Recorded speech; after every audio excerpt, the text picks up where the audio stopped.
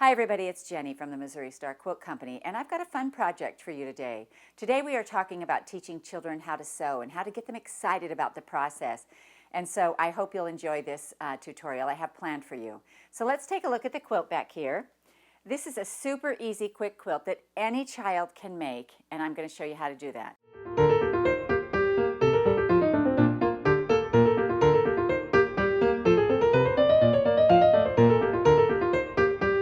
To make this quilt, you're going to need one packet of 10-inch squares, and we have used Florence by Christiane Marquet for Robert Kaufman. You're also going to need a packet of background squares. You're going to need some border, about 3/4 of a yard. You'll also need some Missouri Star Sew Light fusible adhesive. Our backing is 3 1/4 yard, and you're going to love this backing. Look at this. So this is a cuddle backing, but it is just all the colors. It's just so fun. This quilt is going to end up being 47 by 56. We used a little stipple on it, just to keep everything down, and I'm going to show you how to make this. So when you're teaching children how to sew, you want them to not work very hard for a big wow at the end. And I have a little granddaughter, Ella, and one of the sweetest things that happens to me is when my little grandchildren decide they want to learn how to sew, and they come and find me. And I want to show you Ella's little quilt. I think 10 is a great age to start, and Ella made this quilt when she was 10, and you can see it's been loved and worn, and was with this little elephant right here. And Ella has always loved elephants because her name is Ella, I guess, and it's just cute and worn, and we did several things when we made this quilt. One was we picked a layer cake, and I had her separate the lights and the darks so that she would learn to color value. So the other thing you're going to want to get is a coloring book. That's what I use. I just go to the dollar store and find the youngest one I can find, because in the younger books are the bigger pictures, and that's what we want. We want them to put something on their block that they love. It can be anything. It doesn't have to be an elephant. It could be a ball, a dinosaur, or something. But the younger the book, the bigger the picture. And the bigger the picture, the easier it is for those little hands to manipulate it. So we actually found a little elephant in a coloring book, and we've included that elephant in your pattern, a little printable right here. But you can obviously put anything in there that they like, because if the quilt is something they like, they're going to love it. So when you're teaching children how to sew, you want to make sure that they can control the fabric going under the sewing machine.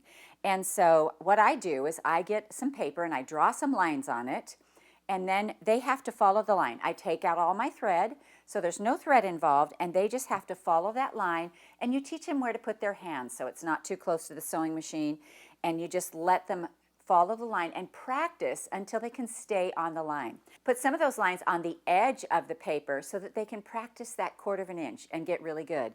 When I was teaching Ella, I had to actually slow the machine way down. She couldn't sew on my fast machine, so we had to get a machine that had the speed control on it, and we were able to slow it way down, and she was able to just carefully sew through and get it done. Because basically with this type of a quilt project, you're just sewing straight down a 10-inch seam.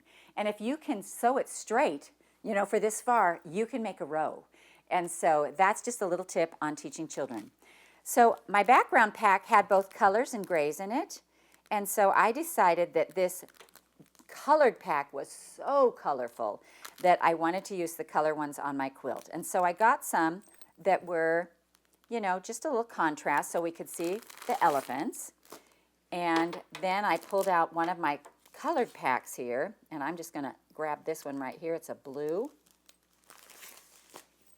And so now you have your two colors, and you can see that you'll be able to see the elephant on there. Talk to them about contrast. Talk to them about how those levels work when you're putting a quilt together, that you want it to be able to see what you're putting on there and do that.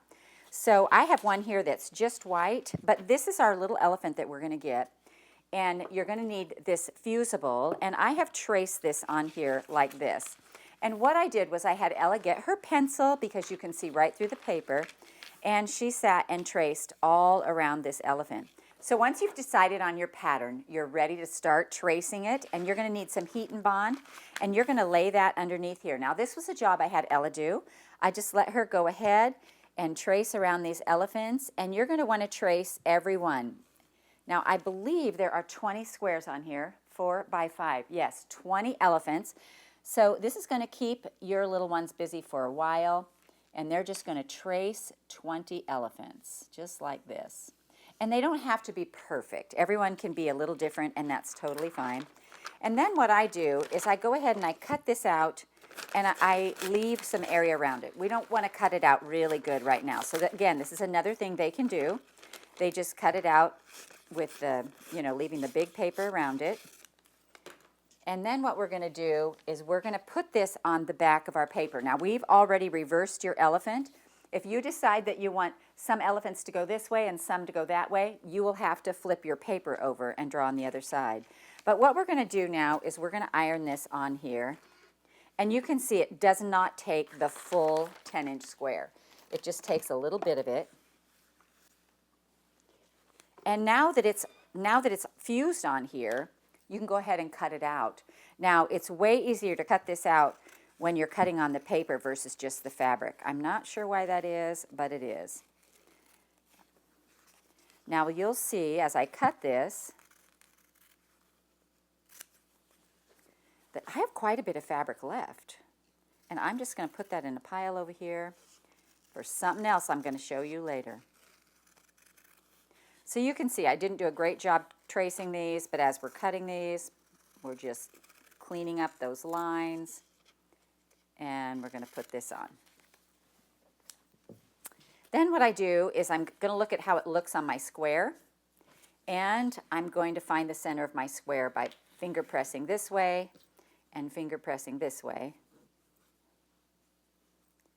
and then opening it up, finding my middle, and then I will peel the back of my paper off, and I just roll a piece of it back and it just comes right off so easily.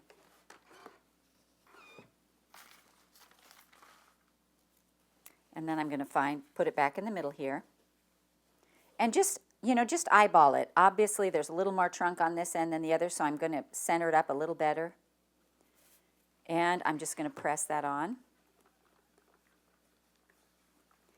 And then I found a nice little zigzag on my sewing machine, or a nice little applique stitch. A zigzag is going to be easier for the kids.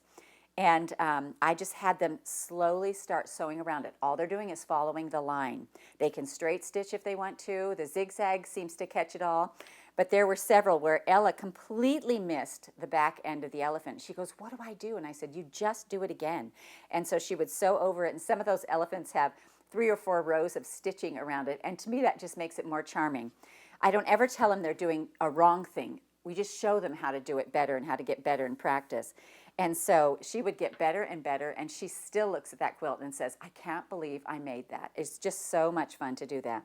So once you get your elephant all sewn on, and do your top stitching around them, your applique stitching. Do that before you put the squares together, because then we're just ready to sew squares together. And you're going to start them 2 at a time like this, and they're going to turn them over. And it probably is a good idea to go ahead and put some pins in here. And when you pin, you want to show them.